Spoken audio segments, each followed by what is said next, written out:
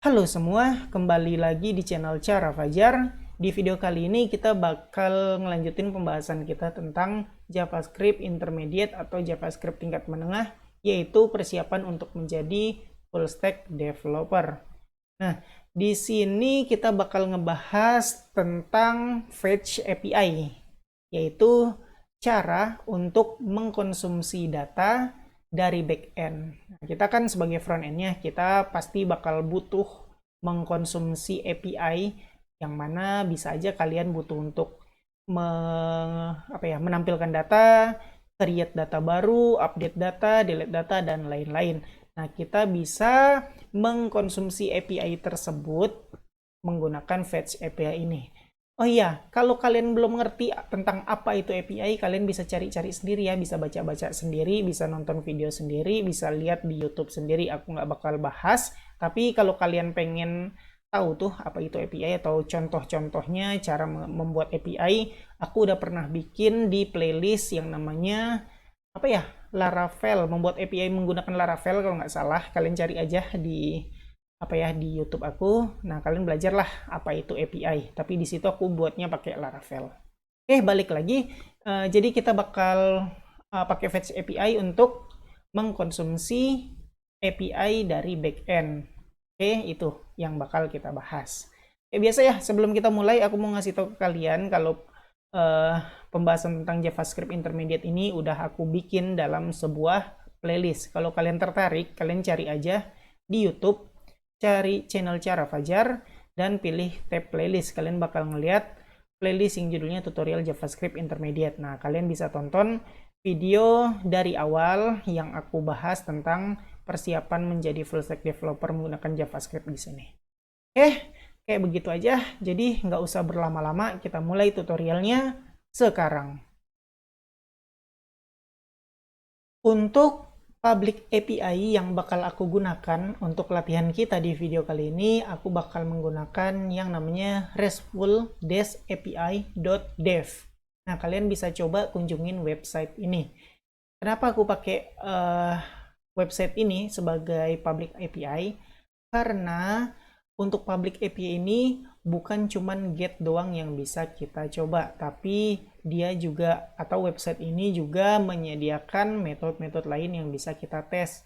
Ada post, ada put, ada patch, ada delete. Jadi semua metode HTTP bisa kita coba menggunakan public API ini. Di sini juga kalian bisa lihat gampang banget menggunakan website ini nih. Requestnya dikasih tahu URL-nya ini, terus kalau sukses bisa kalian lihat responnya 200 dan data yang muncul kayak begini.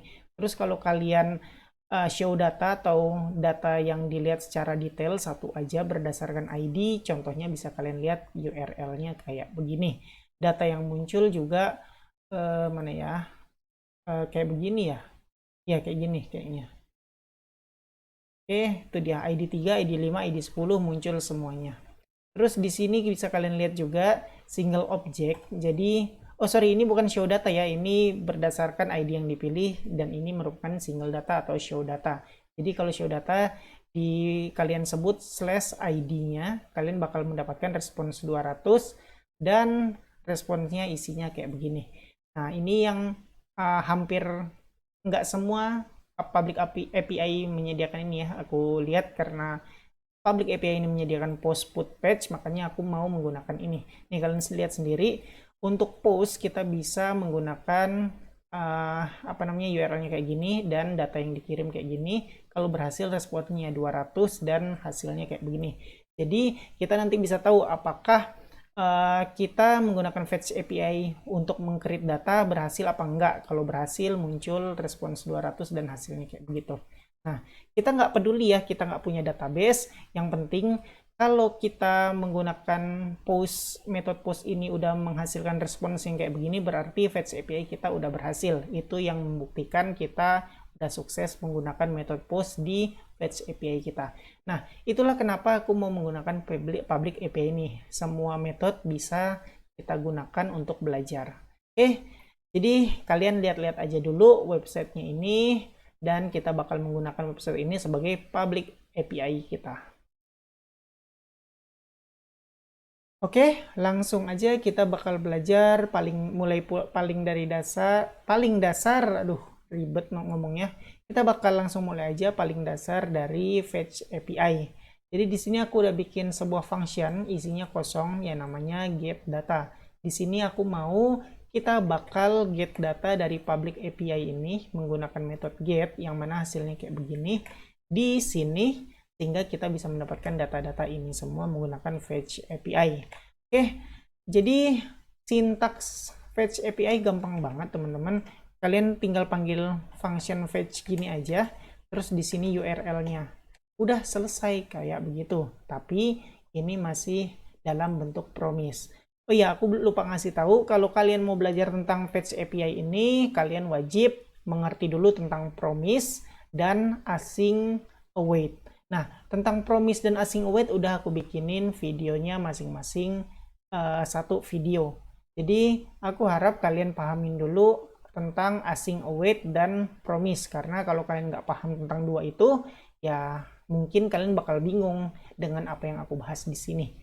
Oke, jadi kayak begitu dulu. Kita lanjut.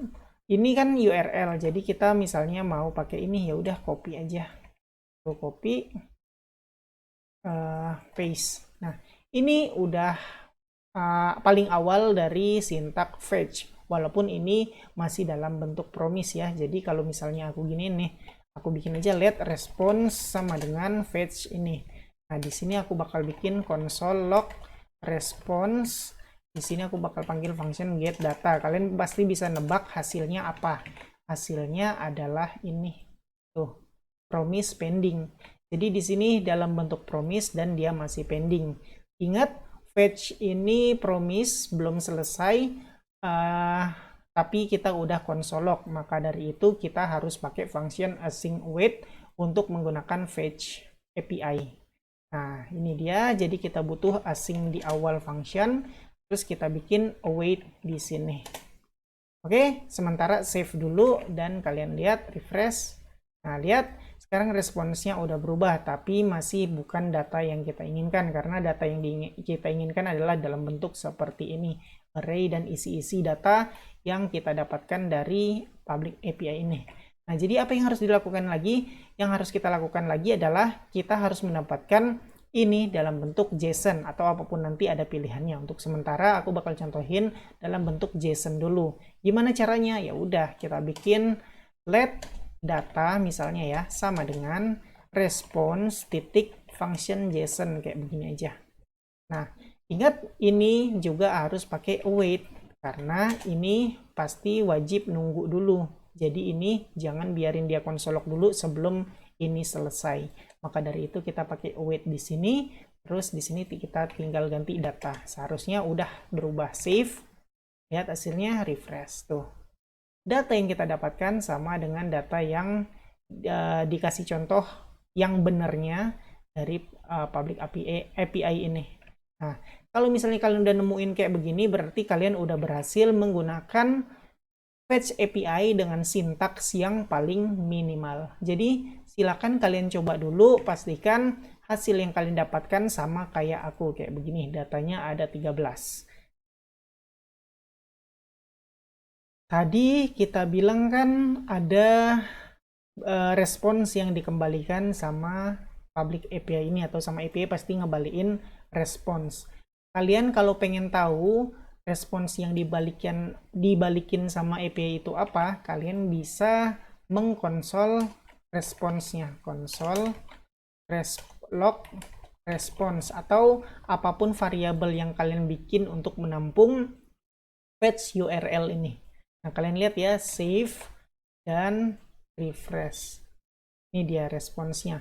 Di dalam respons ini ada banyak banget, ada salah satunya status yang kita omongin tadi. Nah, statusnya 200. Ada juga body isinya apa, headers dan lain-lain. Nah, ini sih menurut aku ya yang paling umum atau paling minimal yang harus kita ketahuin paling status sama isi datanya aja. Nah, jadi balik lagi kalau kalian pengen tahu statusnya berapa ya kalian bisa bikin respons titik status ini aja, refresh tuh 200. Oke, kayak begitu simpelnya. Terus tadi aku bilang ya, kita bisa mendapatkan respons ini menggunakan function JSON. Jadi sebenarnya function JSON ini kalau kita mau data yang kita dapatkan itu dalam bentuk JSON. Selain JSON ada juga sebenarnya yaitu teks. Coba save dan refresh. Tuh, yang kita dapatkan dalam format teks. Terus ada juga blob, isinya lain lagi. Terus ada juga form data, isinya yang lain lagi. Oh, ini fail ya. Pokoknya intinya ada banyak yang bisa kita gunakan untuk mendapatkan hasil dari fetch ini dalam bentuk apapun sesuai kebutuhan kita. Tapi biasanya kalau API itu dalam bentuk JSON kayak begini. So, biasanya ya kayak gini. Jadi aku menggunakan format JSON. Oke. Nah, jadi gitu aja teman-teman. Silakan kalian lihat lagi tadi gimana caranya mendapatkan respon status dari fetch URL yang kita inginkan. Kalau kalian pengen tahu gimana atau statusnya ini berapa, 200kah, 404kah, atau lain-lain. Kayak yang aku bilang tadi, ini merupakan sintaks paling sederhana atau paling basic dari Fetch API. Kalau kalian mau yang lebih spesifik atau yang lebih lebih lengkap lagi, kalian bisa nambahin method di Fetch API, headers, body, dan lain-lain. Dan lain-lainnya bisa kalian baca sendiri ya, karena di sini aku nggak ngebahas tentang HTTP request, aku ngebahasnya tentang Fetch API, jadi aku paling cuma nyinggung dikit-dikit doang. Kalau kalian pengen tahu yang lebih jelasnya atau lebih lengkap lagi tentang HTTP, silakan cari tahu sendiri. Oke, balik lagi tadi aku bilang kita bisa lengkapin dengan metode, body, headers, dan lain-lain. Caranya gimana? Caranya kayak begini aja.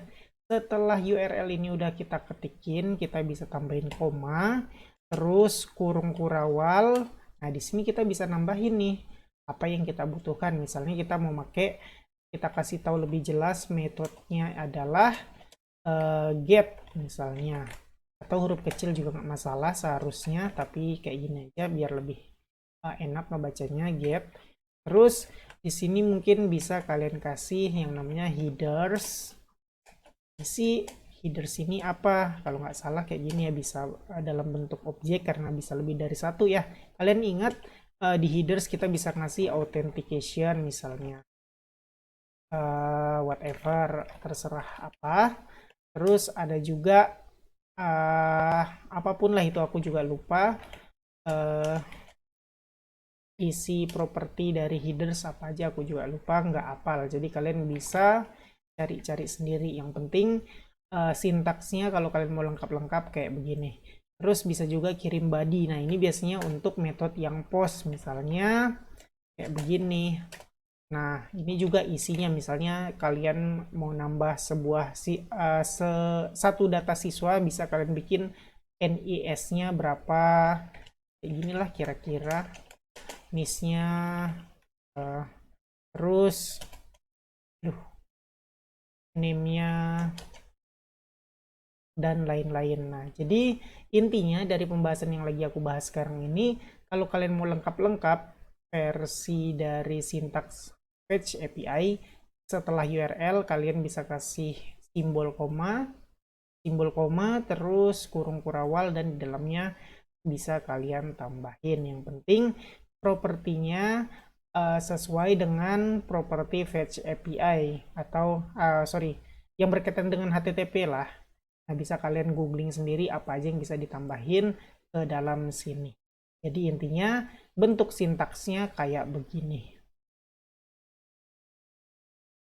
Untuk API yang metodenya get berdasarkan ID dan single object atau biasa kita sebut show data kalau di Laravel ya, ini semua nggak ada perbedaan dari penggunaan bentuk Fetch API yang paling sederhana kayak begini. Kalian cukup tambahin aja URL-nya kayak begini, misalnya object/7, kalian bisa tambahin sini 7, terus ID-nya juga bisa kalian tambahin kayak begini.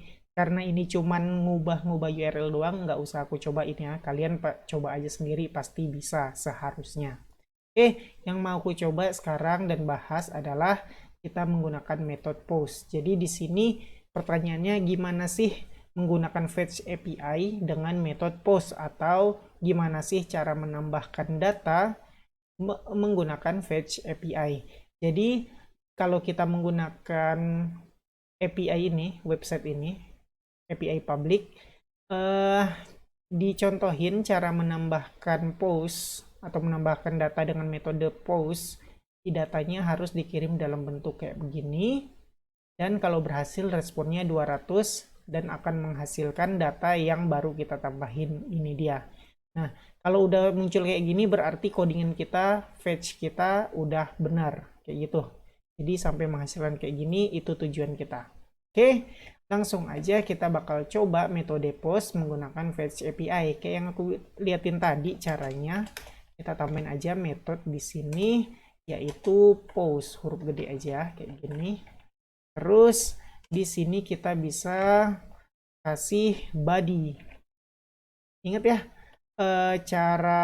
bukan cara ya, ngirim data kan lewat property body ya, kalau mau ngirim data ke database lewat menggunakan API.